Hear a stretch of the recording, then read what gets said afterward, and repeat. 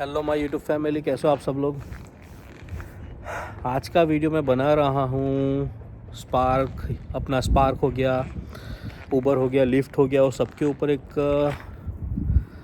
Comment हमेशा आता रहता है मेरे पे कि इसके टैक्स का क्या होता है, मतलब टैक्स कैसे आपको पे करना होता है वगैरह जो होता है। तो मैंने जस्ट रिसेंटली अभी मेरा टैक्स फाइल किया, क्योंकि पहले मुझे भी इतना पता नहीं था क्या होता है, सिर्फ सुना हुआ था। तो उसके बारे में पूरा डिटेल बताऊंगा आपको, मैंने क्या हुआ, कैसे फ़ाइल किया टैक्स, कितना हुआ टैक्स का, क्या क्या दिखाना पड़ता है। फ़िलहाल तो अभी मैं आया हुआ हूँ स्विमिंग क्लास में, मेरे बेटे को लेके स्विमिंग क्लास आया था। आज संडे है तो बहुत टाइम से मैं मेरी वाइफ ही लेके आ रही थी उन लोग को। तो आज सोचा कि चलो मैं भी जाता हूँ, क्योंकि बहुत टाइम से मैं आया नहीं था ये लोग को लेके स्विमिंग क्लास में, क्योंकि मेरी वाइफ कह रही थी कि भाई मेरे बड़े बेटे को तो ऑलमोस्ट अभी आ गया, मतलब अपने आप ही वो स्विमिंग वगैरह करता है वो। तो अभी 3rd लेवल पे पहुंच चुका है, मतलब अपने आप अभी उसको करने दे रहे हैं स्विमिंग। छोटा बेटा अभी 2nd स्टेप पे पहुंचा है, थोड़ा थोड़ा कर रहा है। तो इसलिए मैं भी देखने आ गया था। वो लोग अंदर ही अभी बस अभी कपड़े चेंज कर रहे हैं, बाहर आएंगे, बाद में घर जाता हूँ, बाद में पूरा आपको डिटेल में बताता हूँ कि कैसे टैक्स वगैरह ये सब में होता है, कैसे आपको कितना फ़ाइल करना होता है। पहले ये लोग का वेट करता हूँ मैं। और ये लोग निकल के आ गए। स्विमिंग क्लास ये लोग का हो गया आज का, आधे घंटे का क्लास होता है। Let's go Vivaan. मेरी छोटी गाड़ी में आया था, इसको भी धुलवाने लेके जाना है। पहले कार वॉश कराने के बाद घर पे जा रहे हैं। तो परसों के दिन थोड़ा बर्फ़ गिर गया था तो पूरी गाड़ी गंदी हो गई थी। बस इसको भी थोड़ा कार वॉश कराते हैं अभी, बाद में घर पे आता हूँ, बाद में पूरा आपको डिटेल में समझाता हूँ टैक्स के बारे में। और गाइस, तो घर पे तो कब के आ गए थे हम लोग। मेरी वाइफ जॉब पे भी चली गई है। एक्चुअली में मैं फेडेक्स से मैंने एक चीज़ मैंने ऑर्डर की थी अमेज़ॉन से। फेडेक्स की डिलीवरी आ गई थी। मेरा जो पेट है ब्रूनो, मेरा डॉग, उसके लिए मैंने बाहर के लिए थोड़ा फेंसिंग वगैरह थोड़ा मैंने ऑर्डर किया था, तो वही सब मैं फ़िक्स करने में लग गया था। तो बाद में सब लोग घर में आए, खाना खाए, हम लोग सो गए थे। सो के अभी जस्ट सब लोग हम लोग उठे। और अभी मैं बताता हूँ आपको कि टैक्स वगैरह का मैंने क्या किया, मेरे अकाउंटेंट ने मुझे क्या बोला, कैसे होता है सब। तो आपको दिखाता हूँ पहले क्या चीज़ होती है। और ये भाई साहब भी आ गए। ये भाई साहब के लिए कर रहा हूँ। देखो, पहले हम लोग लाए थे तब कितना छोटा था, अभी कितना बड़ा हो गया, कितना बड़ा हो गया। तो अगर मैं आपको दिखाऊं तो एक ये चीज़ है, ये उबर से मुझे आया था, जैसे अपना नाम हो गया। तो पहले आप ये समझ लीजिए, देखिए मेरा ये इनकम जो है वो 6 महीने का है, क्योंकि आधा साल तो पहले मैं जॉब कर रहा था, अमेज़न कर रहा था, सब कुछ कर रहा था। तो उसके बाद में ये सब आया। उबर में मेरे को आप देख सकते हैं, टोटल मैंने 1309 ट्रिप की है, और 23,000 माइल्स गाड़ी मैंने उनके हिसाब से चलाई है, 23,800। और यहाँ पे आप देख सकते हैं मेरा ग्रोस पेमेंट मैंने 33,504 मैंने कमाए हैं वहाँ पे। और एक्सपेंसेस एंड टैक्स वगैरह की फ़ीस, उसके बाद सब मिलता है मुझे 21,000। तो मैं ये बताता हूँ आपको कि ये जो 33,000 जो ग्रोस इनकम दिखाई है मेरे को यहाँ पे, वो ग्रोस इनकम एक्चुअली कैसे मैं आपको बताऊँ, ग्रोस इनकम टोटल इनकम है, जो पैसेंजर का भी जो कमीशन जो उबर भी लेता है वो भी इसके अंदर है। फॉर एग्जांपल, अगर $10 उबर कोई पैसेंजर को चार्ज करता है तो ऑब्वियसली मेरे को $10 नहीं मिलने वाला। $10 में से शायद मेरे को 6 या $6.5 मिलेंगे, और 4 या $3.5 उबर रखेगा उसका पैसा, और मुझे तो सिर्फ 6.5 ही मिलेंगे। लेकिन ये जो 33,500 जो इनकम दिखाई है वो पूरा $10 की इनकम है। वो पैसेंजर के उबर का कमीशन और मेरा कमीशन दोनों सब मिला के टोटल इनकम, उसे वो लोग ग्रोस इनकम कहते हैं। अभी ऑब्वियसली वो 33,000 मुझे तो मिले नहीं है, मुझे मिले हैं सिर्फ वो 21,000। जो ये आखिरी में जो 21,200 है वो मुझे मिले हैं, और ये जो है 12,200 वो टैक्स एंड फ़ी है जो वो उबर कमाया है। तो इसीलिए उबर ने वो इधर दिखा दिया है एक्सपेंसेस, फीस एंड टैक्स। तो ये माइनस हो गया मेरे में से, और मेरी इनकम ये हो गई। वैसे ही सेम चीज़ लिफ्ट के अंदर भी है, लिफ्ट के अंदर भी मेरी इनकम हुई है ऐसी। तो ये 6 महीने की इनकम है, क्योंकि आपको पता होगा जनवरी तो पूरा मैं पहले वो लिकर स्टोर में ही था। आई थिंक फरवरी मिडल में मैंने वो जॉब छोड़ी थी। मार्च के बाद, आई थिंक मार्च के बाद में मैंने वो अमेज़न जॉब पे गया था। अमेज़न जॉब मैंने 1-1.5 महीना किया, अप्रैल कुछ एंड तक, अप्रैल में। और बाद में मैंने वो एक वीक तो पहले वो थोड़ा डोरडैश वगैरह से स्टार्ट किया था, और जून से कम्प्लीटली मैंने लिफ्ट से स्टार्ट किया।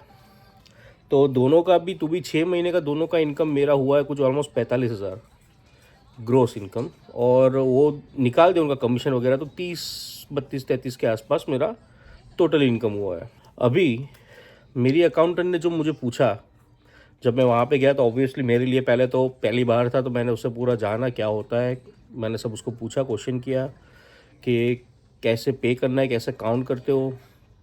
तो सबसे पहले उसने मेरे एक्सपेंसेस पूछे कि सबसे पहले कितने माइल्स आपने गाड़ी चलाई है। ये माइल्स नहीं, ये जो माइल्स उबर कह रहा है कि मैंने उनके हिसाब से 23,800 माइल्स मैंने गाड़ी चलाई है, क्योंकि उबर जो 23,000 माइल्स गिन रहा है वो सिर्फ पैसेंजर को पिक करने के बाद के माइल्स है। हम लोग जो पैसेंजर को पिक करने के लिए जाते हैं, जो भी माइल्स, मतलब आपको राइड आई कोई भी पैसेंजर की, और पैसेंजर आपसे 2 या 3 माइल या 5 माइल दूर है, आप तो 5 माइल तो आप जाओगे, तो उबर एंड लिफ्ट वो माइल्स नहीं गिनते कि आप कितने दूर थे और कितने दूर से पिकअप करने के लिए गए हो। उबर सिर्फ वही माइल्स गिनते हैं जब आपने पैसेंजर को पिक कर लिया और बाद में आप छोड़ने के लिए गए। तो ये 23,000 वो माइल्स है। तो इसलिए आप रिकॉर्ड रखो तो ज़्यादा अच्छा है, रोज़ लिखते रहो कितना माइल्स आप स्टार्ट कर रहे हो और कितने माइल पे आप ख़त्म कर रहे हो टोटल। मतलब आप उबर भी कर रहे हो, लिफ्ट भी कर रहे हो, टोटल एक बुक ही बना दो उबर एंड लिफ्ट करके पूरा टोटली, क्योंकि आप जब फाइल करोगे तो सब टोटली होगा, सब अलग अलग नहीं जाने वाला, सब टोटली होगा। तो मेरे लिए अच्छा इसलिए था क्योंकि दोनों गाड़ी मैंने तभी बाई की थी जब मैंने स्टार्ट किया था, नई नई थी, तो मुझे पता था कितने माइल्स है उसके ऊपर। तो मैंने ये साल मेरे लिए ईजी हो गया, लेकिन इस बार से मुझे लिखना पड़ेगा। तो मेरे टोटल माइल्स हुए हैं उबर एंड लिफ्ट के साथ ऑलमोस्ट 42,000।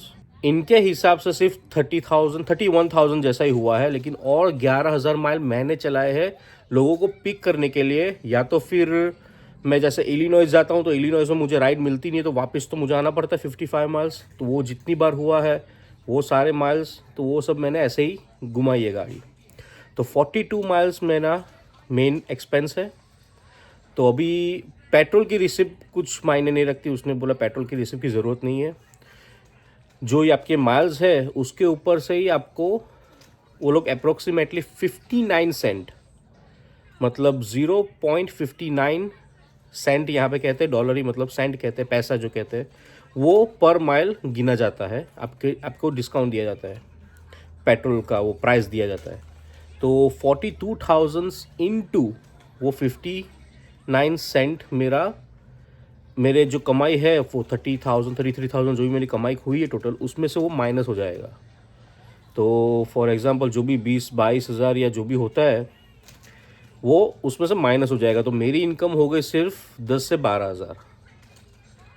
और बाद में और भी मैंने एक्सपेंस थे, जो हर महीने में गाड़ी का ऑयल चेंज करवाता था, उसके कुछ $85-87 होते थे। तो मैंने 6 बार मैंने गाड़ी के ऑयल सब चेंज करवाए। बाद में मैंने टायर नए डलवाए थे मेरी गाड़ी में, क्योंकि 40,000 के बाद यहाँ पे मैक्सिमम 40-50,000 के बाद आपको टायर चेंज करवाने पड़ते हैं, घिस जाते हैं, क्योंकि गाड़ी इतनी चलती है आपकी, क्योंकि इतनी लाइफ होती है मैक्सिमम गाड़ी के टायर्स की। एक मिनिमम टायर, बहुत अच्छे वाला टायर नहीं, जो नॉर्मल रेंज का होता है। तो वो टायर चेंज मैंने करवाए थे, तो वो मैंने अंदर ऐड करवाया। बाद में हमारे घर का जो मेडिकल जो भी था, मतलब बच्चे लोग को हम लोग लेके गए थे, जो खर्चा किया है हम लोगों ने दवाइयों में उसमें, तो उसके रिसिप्ट संभाल के रखना, तो वो भी आप ऐड कर सकते हो। तो मैंने वो ऐड किया। अगर आप इंश्योरेंस पे कर रहे हो, लाइफ इंश्योरेंस या हेल्थ इंश्योरेंस, तो वो आप ऐड कर सकते हो। दूसरा मेन चीज़ गाड़ी का इंश्योरेंस, जो उबर और वगैरह यूज़ करते हो तो उसके अंदर आपका इंश्योरेंस डबल हो जाता है। जो आप रेगुलर गाड़ी का पे करते हो रेगुलर कार का, उससे डबल हो जाता है आपका इंश्योरेंस। तो वो इंश्योरेंस मैंने जो पे किया वो ऐड किया इसके अंदर, दोनों गाड़ी का, क्योंकि दोनों गाड़ी मैंने उसको बोला अकाउंटेंट को, दोनों गाड़ी मुझे उबर में ही दिखानी है, क्योंकि मैं दोनों गाड़ी ऑल्टरनेटिव यूज़ करता रहता हूँ मैं। तो दोनों गाड़ी का मैंने दिखाया, सर्विस वगैरह सब कुछ। बाद में car wash, every second day में गाड़ी को वॉश करवाता हूँ। यहाँ का कार वॉश का प्राइस है, मंथली का सर्विस है $20 $35 मैंने मंथली का पेमेंट वो दिखाया कि मैं वो करवाता हूँ। और दूसरा, अगर आपका गाड़ी बिगड़ गया हो, कुछ भी खर्चा हुआ हो, तो उसका रिसिप्ट संभाल के रखो, वो सब आप अंदर ऐड करवा दो आपके खर्चे में। तो वो सब कुछ टोटल जो भी मेरे जितना दिमाग में आता कि जितना सेव रखा था सब मैंने वो गिना दिया। उसके बाद कुछ निकल के आ रहा था, मेरा इनकम कुछ सिर्फ 9,000 समथिंग कुछ निकल के आ रहा था अभी पर लॉ। क्योंकि मेरी अभी मेरा तो ऑब्वियसली सिर्फ मेरा 9,000 तो कमाया नहीं है, मेरी वाइफ भी जॉब करती है। 6 महीने जो मैंने पहले ऑलरेडी जॉब की थी तो वो भी मेरी इनकम थी मेरे अंदर। अमेज़ोन में काम किया था, वो लिकर स्टोर में भी 1 महीना काम किया था, तो वो सब भी मेरी इनकम थी। तो वो सब का मिला के मेरी वाइफ अच्छा खासा कमाती है, तो वो उसकी भी इनकम होती है, फैमिली इनकम, क्योंकि जॉइंटली हम लोग फाइल करते हैं। वो अकाउंटेंट ने कहा कि ज्वाइन करो तो ज़्यादा अच्छा है, तो जॉइंटली हम लोगों ने फाइल किया, तो उसकी इनकम होती है। तो कभी कभी क्या होता है, आपको सामने से और टैक्स पे करना पड़ता है, जॉब करते हो तो भी अगर आपकी ज़्यादा इनकम है। हमको तो पे ही करना पड़ता है, क्योंकि हम लोग स्टार्टिंग में पे ही नहीं करते, हम लोग उबर हम लोग ये वगैरह सब। तो लकीली मुझे पे नहीं करना पड़ा ये साल, क्योंकि मैंने 2 गाड़ी नई बाई की थी 2023 में ही। क्योंकि ऑब्वियसली टैक्स फाइल कर रहे हम लोग 2023 का, अभी तो 2024 है, तो 2023 का टैक्स फाइल कर रहे थे। 2023 में मैंने दोनों की दोनों गाड़ी 2023 में ही लिए थी। तो अकाउंटेंट ने वो एज अ बिज़नेस के लिए परचेस किया करके ऐसा दिखाया, और उसका कुछ मुझे और डिस्काउंट मिला। तो इसलिए मेरी अकाउंटेंट ने कहा कि इस बार आपको पे करना कुछ नहीं होगा। और मेरी वाइफ, मेरे बच्चे जो है वो मेरे क्या कहते हैं, वो डिपेंडेंट होते हैं, मेरी मदर डिपेंडेंट होती है। तो हम लोग 3 लोगों को ऑलरेडी हमारे कमाई से हम लोग संभाल रहे हैं घर में, तो वो सब डिपेंडेंट में आ जाता है। तो हमको सामने से $1,100 मिलने वाले हैं, सिर्फ $1,100। मेरे को अभी भी याद है, हम लोग जब पहली बार आए थे तब मेरे को ऑलमोस्ट 7-8 हज़ार डॉलर मिले थे टैक्स का रिटर्न का, क्योंकि तब सिर्फ मेरी इनकम थी, मेरी वाइफ की जॉब नहीं लगी थी। सिर्फ सिंगल हैंडेड ही इनकम थी, 50,000 के भी नीचे इनकम थी, और 3 लोग डिपेंडेंट थे। तो मुझे सामने से इतना मिला था टैक्स रिटर्न, भरा नहीं था इतना मैंने टैक्स, इतना मुझे रिटर्न मिला था। तो इस बार तो सिर्फ 1100 ही मुझे रिटर्न मिला वापस, $1,100 तो फाइल हो गया है। तो बस मेन चीज़ ऐसे ही है। मेरी अकाउंटेंट ने ऐसा कहा कि 10%, अभी 10% आप समझ के मत चलना कि 10% ही आपको टैक्स पे करना पड़ता है उबर लिफ्ट में। हर स्टेट का अलग अलग लॉ होता है, तो आप आपके एरिया में जो भी अकाउंटेंट हो उससे एक बार बात कर सकते हो आप। तो मेरा 10% कुछ टैक्स होता है। तो अगर फॉर एग्जांपल समझ लो कि अगर ये साल मैं 80,000 की भी इनकम करता हूँ इसके अंदर, और सब खर्चा वर्चा निकालने के बाद समझ लो 40,000 भी मेरी इनकम होती है, तो कुछ 4,000 समथिंग मुझे हर साल टैक्स पे करना पड़ेगा, विच इज़ वर्थ इट। अच्छा, मुझे तो अच्छा लगा, जॉब से अच्छा लगा मुझे। काफ़ी लोग कहते थे मुझे कमेंट में, काफ़ी लोग का बहुत पहले एक बार कमेंट भी आए थे कि जॉब ही अच्छी रहती है, इसमें आपको ज़्यादा टैक्स पे करना पड़ता है, उसे मगजमारी होती है। तो मुझे एक्चुअली अच्छा लगा, क्योंकि जॉब आप करते हो तो उसमें भी आपको आधा चेक, हमारे इंडियन काफ़ी लोग करते हैं ऐसा यहाँ पे, जो पूरा चेक नहीं लेते कमाई का। नो ब्रूनो, जो कमाई का पूरा चेक नहीं लेते हैं उनकी इनकम में। तो वो क्यों? क्योंकि ऑब्वियसली अगर बहुत ज़्यादा आपकी इनकम होती है, समझ लो कि आप यहाँ पे अकेले रहते हो, या तो फिर आपके बच्चे नहीं है, आपके किड्स नहीं है, आप दोनों ही कमा रहे हो, और आप दोनों अच्छे खासे कमा रहे हो, मतलब 50,000 आप कमा रहे हो, तो अगर दोनों की मिला के मतलब 1 लाख के ऊपर भी इनकम आपकी हो रही है, मतलब फैमिली इनकम, तो अगर आप लोगों की इनकम बहुत बढ़ जाती है 1 लाख से ज़्यादा, तो ऐसा मत सोचना फिर भी आपको टैक्स रिटर्न मिलेगा, क्योंकि गवर्नमेंट के हिसाब से आप लोग अच्छा खासा कमा रहे हो, तो सामने से आपको वापस और पे करना पड़ता है। और जो लोग अगर यूएसए में रह रहे हैं और ये वीडियो देख रहे हैं, तो और स्पेशली वो लोग जो शादीशुदा नहीं है, अकेले रहते हैं, कोई डिपेंडेंट भी नहीं है, तो उनको तो खास पता होगा कि उनको सामने से भरना पड़ता है टैक्स। हाँ, जो लोग मतलब यहाँ पे रहते हैं उनको पता होगा कि आपको सामने से भी टैक्स पे करना पड़ता है अगर आपकी इनकम ज़्यादा होती है। अगर समझ लो कि मेरी वाइफ, हमारी इनकम 1.5 लाख हो गई यहाँ पे, 1,50,000 साल की, तो जो मेरे छोटा बेटा है, जो उसको मतलब बेनिफिट मिलते हैं इंश्योरेंस वगैरह गवर्नमेंट का, सब फ्री इंश्योरेंस वगैरह जो मिलता है मेरे बेटे को, वो सब भी नहीं मिलेगा, क्योंकि बाद में सरकार बोलेगी आप अभी आप इनफ कमा रहे हो, इसलिए आप खुद इंश्योरेंस पे करो। तो एक ये भी होता है। तो बस, तो आप आपके अकाउंटेंट को पूछ सकते हो, आप जो स्टेट के अंदर हो, कि वहाँ पे कितना टैक्स पे करना होता है, वो आप सिर्फ परसेंटेज वगैरह आप कर लो। मेरे यहाँ पे मुझे इतना कहा गया, मुझे जो गैस के ऊपर जो मुझे मिलता है वो 59 सेंट मिलता है पर माइल, एंड 10% जैसा मेरी अकाउंटेंट ने बोला आपको टैक्स जैसा पे करना पड़ता है। अब और एक इम्पोर्टेंट बात मेरी अकाउंटेंट ने कही, वो है LLC। तो मैंने भी उसको क्वेश्चन किया कि अगर LLC में अप्लाई करता हूँ तो कैसा रहेगा। तो उसने कहा कि अच्छा रहता है, अगर आप लॉन्ग टाइम के लिए मतलब यही करने वाले हो ऊबर और लिफ्ट, तो अच्छा है, क्योंकि गवर्नमेंट भी आपको 2 से 3 साल का, again depend on the state, कौन सा स्टेट में आप हो, 2 से 3 साल का गवर्नमेंट आपको फ्रीडम मतलब छूट देती है कि आप बगैर LLC अपने, क्योंकि ये एक बिज़नेस हो गया, ऊबर वगैरह एक बिज़नेस है, वो जॉब में नहीं आता है, तो आपको अलाउ करती है कि बगैर LLC के आप 2 या 3 साल तक कर सकते हो ऊबर, और उसमें आपके खर्चे दिखा सकते हो। लेकिन उसके बाद भी अगर आप LLC अप्लाई नहीं करते हो तो फिर 2 के 3 साल के बाद में गवर्नमेंट एक्सेप्ट नहीं करेगी आपके एक्सपेंसेस। मतलब 2 साल 3 साल के बाद भी अगर आपने LLC अप्लाई नहीं किया और आपकी इनकम होती है, मतलब 50,000 भी होती है आपकी इनकम, तो उसमें बाद में ये जो माइल्स वाइल्स, आपके जो भी सर्विस के खर्चे, जो भी इंश्योरेंस वगैरह, कुछ वो लोग एक्सेप्ट नहीं करेंगे। सीधा 50,000, जो भी 10% होता है 5,000 सीधा भर दो, आपको दूसरा बेनिफिट नहीं मिलेगा। तो एक ये फ़ायदा होता है LLC अप्लाई करने का। दूसरा फ़ायदा मेरी अकाउंटेंट ने बोला कि एक, अगर आपकी जो मेरी जो दोनों गाड़ी है वो मुझे रजिस्टर करवानी पड़ेगी बाद में एज अ कंपनी, जो भी मैं LLC का नाम रखता हूँ मेरी कंपनी का, उसके ऊपर रजिस्टर दोनों करवा देनी पड़ेगी। तो उसमें भी जो मैं हर महीने जो मैं लोन पे करता हूँ मेरी कार्स के, उस पर ही मुझे फ़ायदा मिलेगा, और वो भी बाद में मैं खर्चा दिखा सकता हूँ। और तीसरी चीज़, इंश्योरेंस, जो गाड़ी का इंश्योरेंस पे करते हैं उस पर भी बेनिफिट रहता है, तो वो भी एक फ़ायदा होता है।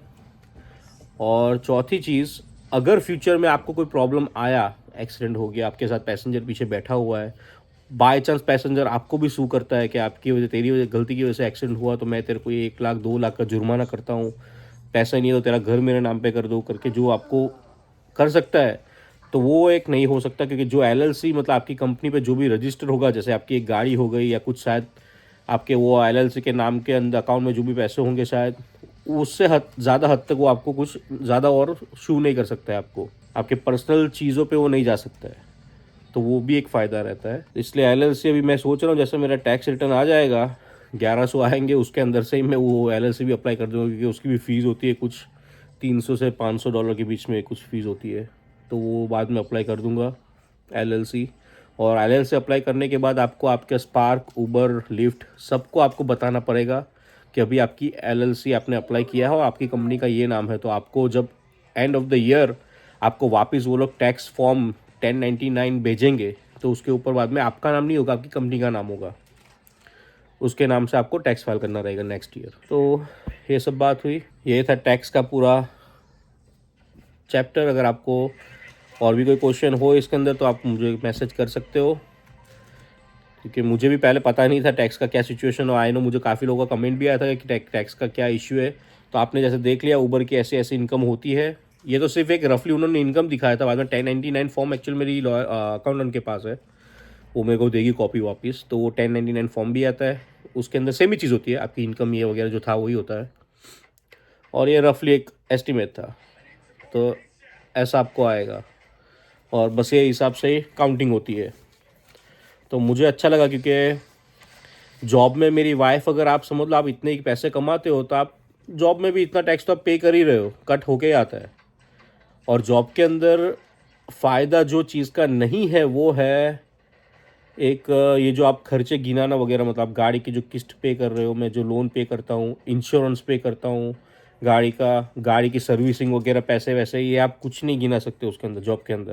जॉब के अंदर आप सिर्फ कितने डिपेंडेंट है घर में वो आप दिखा सकते हो, और सारा ज़्यादा मेडिकल दिखा सकते हो, और इतना कुछ ज़्यादा आप नहीं खर्चे गिना सकते आप उसके अंदर, कि मेरा इतने बड़ा घर है, घर के मैं इतने किस्त पे करता हूँ, वो सब कुछ नहीं होता उसके अंदर। तो देखो भाई, मुझे तो अच्छा लगा, जॉब से तो ज़्यादा मुझे अच्छा ये चीज़ लगी।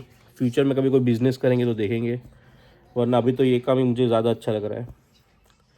तो और काफ़ी लोग मुझे पूछा था स्पार्क पे मैं और वीडियो बनाऊँ, आप क्या मतलब और क्या जानना चाहते हो वो भी थोड़ा स्पेसिफिक कर दो, तो मेरे लिए अच्छा हो जाएगा कि मैं और क्या बता, आप क्या जानना चाहते हो। और तो ये वीडियो को लंबा हो गया थोड़ा, ये वीडियो को मैं यही ख़त्म करता हूँ, और मिलता हूँ आपको अगले वीडियो में।